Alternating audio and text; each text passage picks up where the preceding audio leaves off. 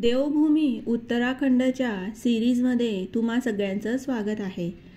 तर आता कालचा जो व्हिडिओ आपण बघितला त्यामध्ये आपण गौरीकुंडवरून पायी यात्रा ही सुरू केली होती सकाळी। तर अर्ध्या रस्त्यापर्यंत आपण आता पोहोचलो आहे। तर केदारनाथ जाण्यासाठी पुढे आज आम्हाला कुठकुठल्या संकटांना सामोरं जावं लागतं, भगवान महादेव आमची काय काय परीक्षा घेतात ते आपण आजच्या व्हिडिओमध्ये बघूया। तर चला माझ्यासोबत केदारनाथला। बघा दोघं साईडला एक ग्लेशियर आहे आणि त्यातून हा रस्ता काढलेला आहे। ग्लेशियर कमी आणि माटडी जास्त दिसते तिकडे। खानदेश, जय खानदेश। तुम्ही आणि हे खाली सगळा गारा। हा मग आम्ही आलो आहे शेताच्या बर्फामध्ये।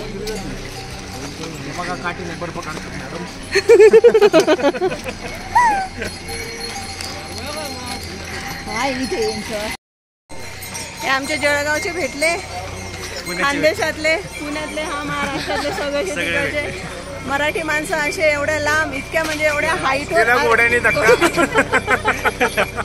एवढ्या हाईटवर आलो आणि आपले माणसं भेटले की कसं बरं वाटतं। आणि आता मला असं जोश आलेला आहे परत चढायला, नाहीतर असं वाटत होतो मेलो आता। महेश पवार, सचिन काय मजा चालली लोकांची बघा। घसरगुंडी खेळता येते बर्फामध्ये, एवढा बर्फ आहे डायरेक्ट। आता जवळच आले बेस कॅम्पला आम्ही येऊ। हे बघा ढग किती खाली येऊन गेले, खाली नाही आम्ही वर आलोय, त्यामुळे आता आम्ही ढगांजवळ आलेलो आहे। ते बघा खालून किती वर आलोय आम्ही आता। Wow, amazing.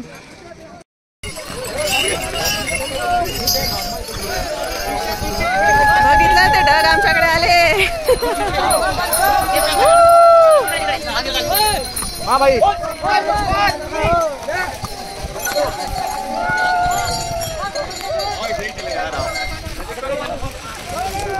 फोटो मध्ये येतात का बघ इकडे।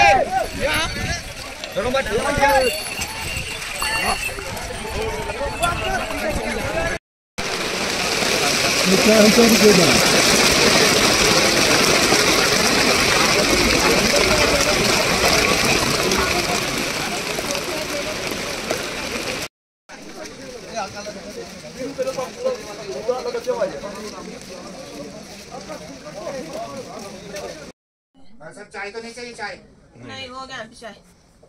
आम्ही इकडे पोहोचलो 5 वाजता, नाही सॉरी 4 वाजता आम्ही इकडे पोहोचलो आणि खूप मजा आली शेवटी।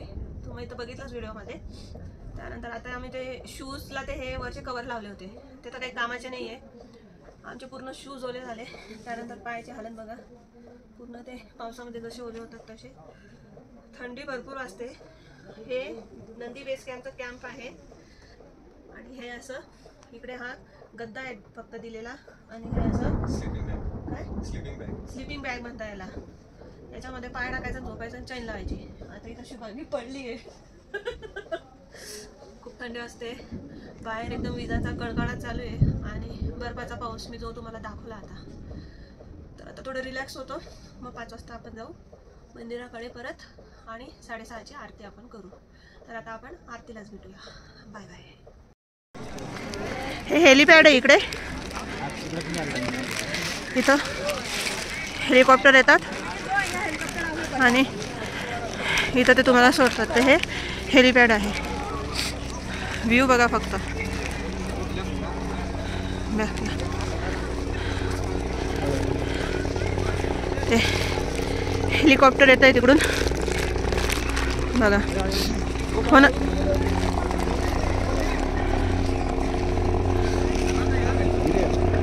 कुठे गेलं काय बघा। हा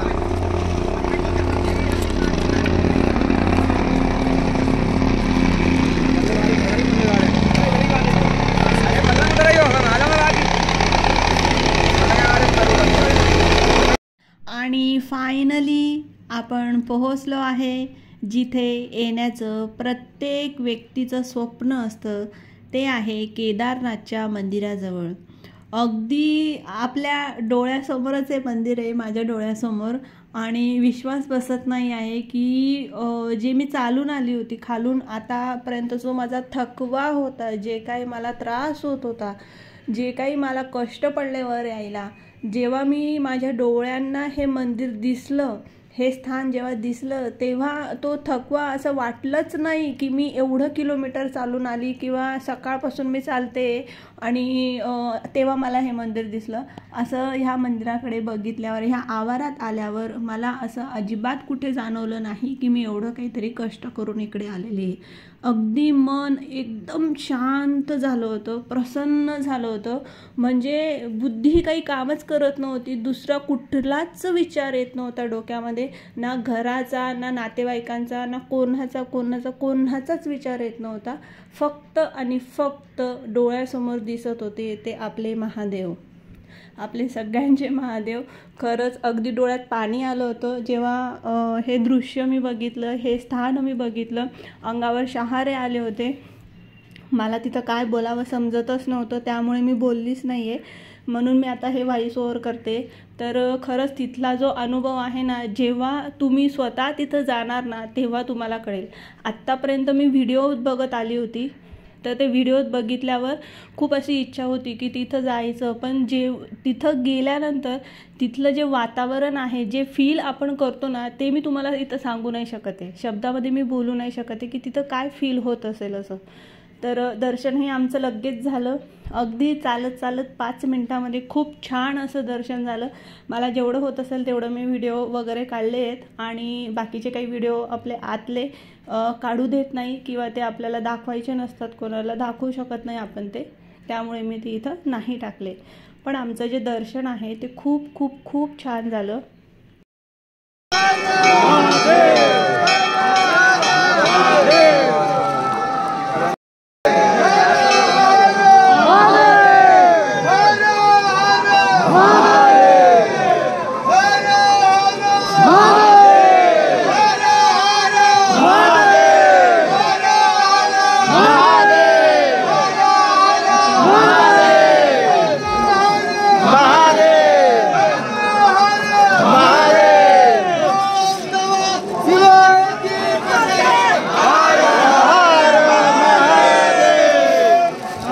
केदारनाथ हे जे मंदिर आहे ते भगवान शंकराचे एक हिंदू मंदिर आहे.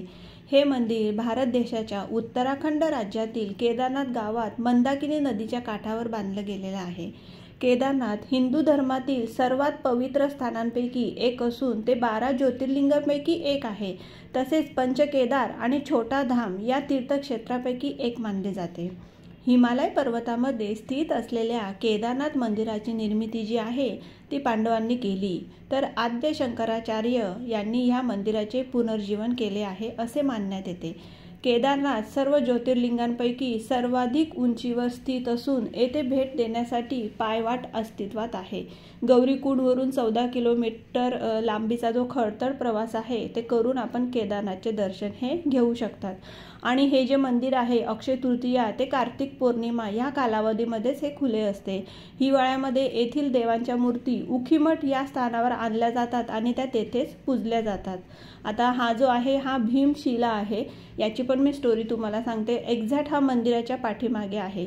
2013 साली उत्तराखंडामध्ये आलेल्या विध्वंसक पुरामध्ये केदारनाथ गाव जे आहे ना ते पूर्णपणे वाहून गेलं होतं. हे मागे तुम्हाला दिसत असेल, तिथून ते पाणी तिकडे वरी ओव्हरफ्लो झाला होता डॅम आणि तिकडून ते पाणी आलं होतं आणि मंदिराच्या परिसराचे देखील खूप मोठे नुकसान झाले होते. परंतु दगडी केदारनाथ मंदिराला मात्र धक्का देखील पोहोचला नव्हता.